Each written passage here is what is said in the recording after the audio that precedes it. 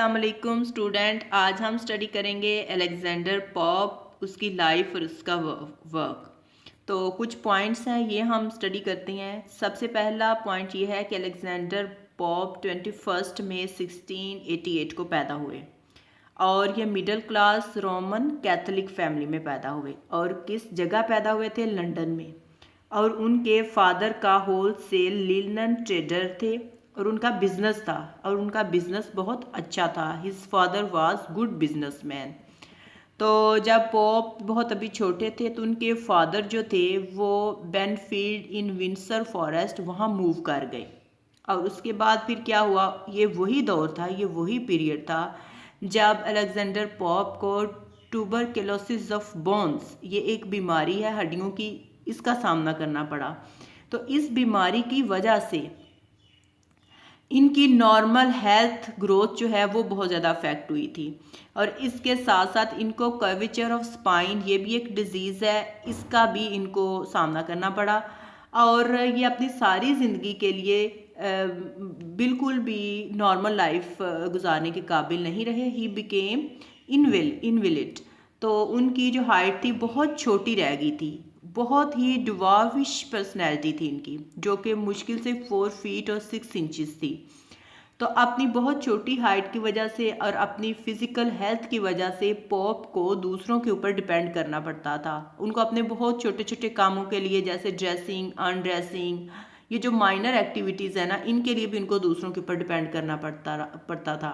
तो चूंकि इनकी हाइट बहुत छोटी थी, फिज़िकली वो इस तरह से हेल्दी नहीं थे, तो ही remained bachelor all his life. वो अपनी सारी ज़िंदगी ही उनकी शादी नहीं हुई।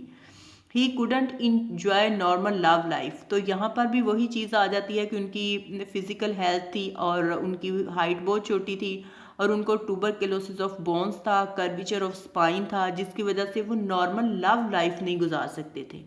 1688 जिस दौर में पॉप पैदा हुए, ये ग्लोरियस रेवोल्यूशन का दौर था। और इसी दौर में इंग्लैंड में पार्लियामेंट्री डेमोक्रेसी जो है ये फ्लरिश हो रही थी। यानी पॉलिटिकली इसके हालात ये थे कि एक तरफ तो ग्लोरियस रेवोल्यूशन थी उस दौर में, और उस दौर में ही पार्लियामेंट्री डेमोक्रेसी जो थी ये कॉमन हो रही थी।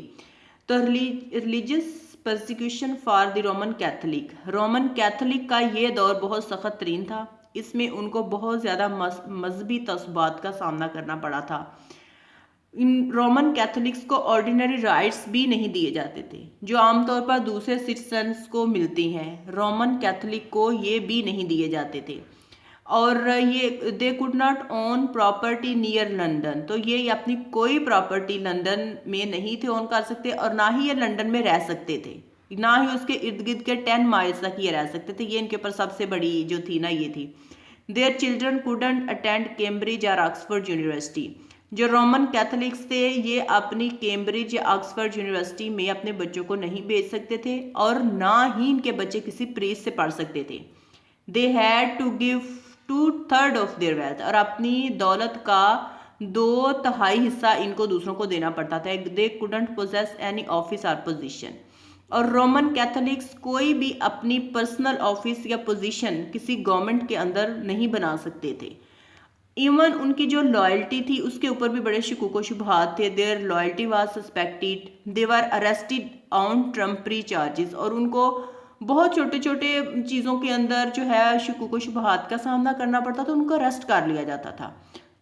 ये सारे वो हालात थे, ये सारे वो सर्कमस्टांसिस थे जिसको पॉप के फादर ने देखा। तो उन्होंने देखा कि रोमन कैथोलिक्स के लिए लंदन में रहना बहुत मुश्किल है, कि इतनी ज़्यादा रिस्ट्रिक्शंस हैं, इतने ज़्यादा मजहबी तासुबात हैं रोमन कैथोलिक्स के लिए। तो उसके फादर ने कहा कि मैं तो अब रिटायर हो गया हूँ अपने बिजनेस से, तो जिसकी वजह से उन्होंने लंदन को छोड़ दिया और कंट्री साइड की तरफ एक पुरसकून ज़िंदगी गुजारने के लिए चले गए। Pops father settled in the country side.